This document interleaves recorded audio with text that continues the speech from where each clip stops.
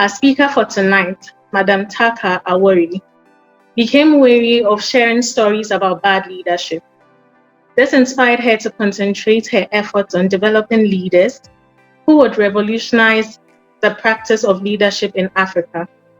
Madam Taaka Awori is the CEO of Busara Africa, a Pan-African leadership development firm, a firm that is committed to helping leaders who want to increase their effectiveness.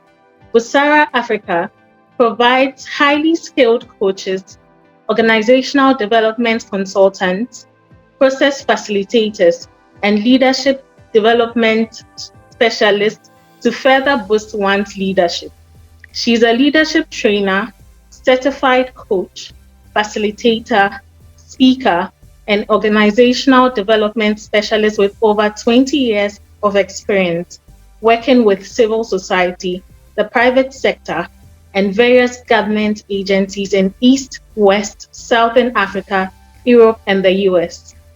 She therefore combines an understanding of international best practices in leadership and organizational development with an appreciation of the diverse context in which these principles should be applied. Madam Taaka Awori has worked with a wide range of clients such as the Open Society Foundation, CARE, Greenpeace International, MTN, Newmont Corporation, Bank of Africa, and the Kofi Annan International Peacekeeping Training Center.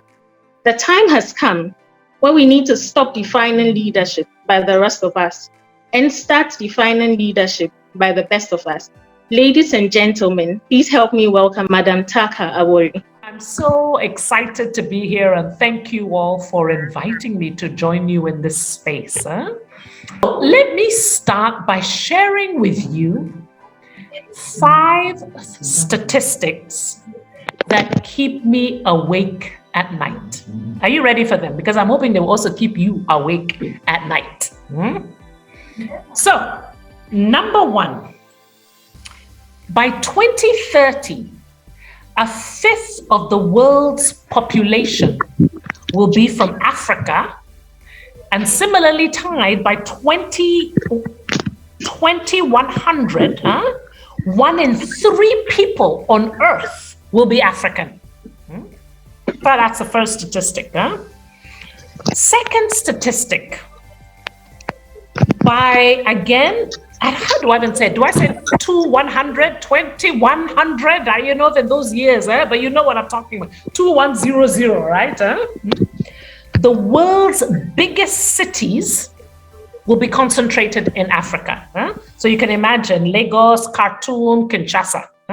So when we think of the biggest cities, we will no longer be talking about New York, London, Tokyo, Beijing. We will be talking about Lagos, Khartoum, Kinshasa, Johannesburg.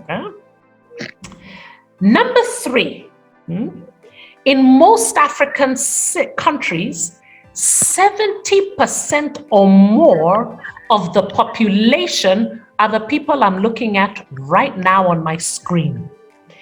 70 more of the population is under the age of 30. A youth bulge that's projected to accelerate for decades to come. That's the third statistic that keeps me awake at night. Number 4, Africa's workforce will be the world's largest by 2040 at 1 billion.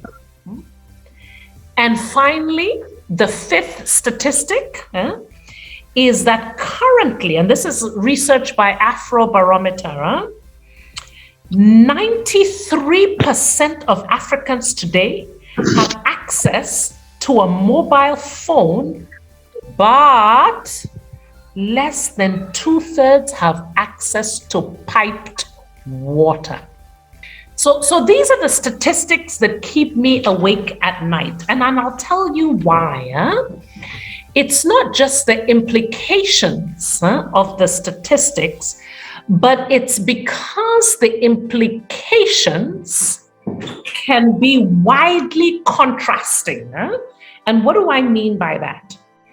On one hand, the implications of the statistics I just shared with you could be absolutely disastrous in terms of poverty, growing insecurity, conflict, radicalization of young people as they become increasingly frustrated by exclusion, dwindling resources that are unable to respond to the growing population, and increased level of inequality.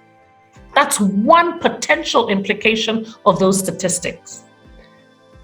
But on the other hand, the other potential implication is wealth, abundance, creativity harnessed by harnessing and investing in the genius and ingenuity of young people who make up the bulge of the continent. So you can see two radically different options that could happen. This could either be a crisis or an opportunity. And guess what I think is the key to determining whether those statistics will either be disastrous for Africa and the globe, or whether there will be an amazing opportunity. It's leadership. It is leadership.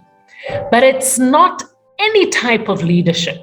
It's no longer leadership as normal. I would say it's not business as normal. It's a different type of leadership. And I hope our conversation today is about what is that different type of leadership that is needed to transform what could be a crisis into what could be a fundamental transformative opportunity for the continent. Now, the reality is that leadership, as you can well imagine, to date on this continent, unfortunately, has been exercised by, people like to say it's my generation in my 50s, but me, I'm in my 30s. I've determined I'm in my 30s. I'm with you all here. So it's those other people in their 50s. And I'm sorry to tell you about those people in their 50s. When I have to score them on the leadership that they've been practicing, I would give them a C-. It's not a D. And the reason it's not a D is because, just as was mentioned earlier, I don't think we should judge ourselves by the worst of us. And my book speaks to the best of us. So there's some fantastic examples that I think we should learn from. But the reality is the kind of leadership we have exercised to a large degree is not the type of leadership that will enable us to turn those statistics into an opportunity. We need a different type of leadership. But more importantly, what's key is that given our ages, it's about time that we passed on the baton. We should have done it before, and we should be doing it now, and we will be doing it soon. And we're passing on the baton to you all. So as we pass on the baton, the invitation is to practice a different type of leadership that has been the norm. It's a type of leadership that we're seeing from the best of us, and it is now that we need to learn from the best of us. And this is what I cover in my book.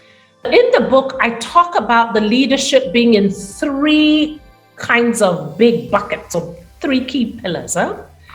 The first is around leading yourself. And I always start with leading self. And I'm sure this is a key part of your program as well, because I can well imagine that you have already heard 1 billion times, you can't lead another until you lead yourself. The other is how you lead others, and finally, how you lead in bigger spaces.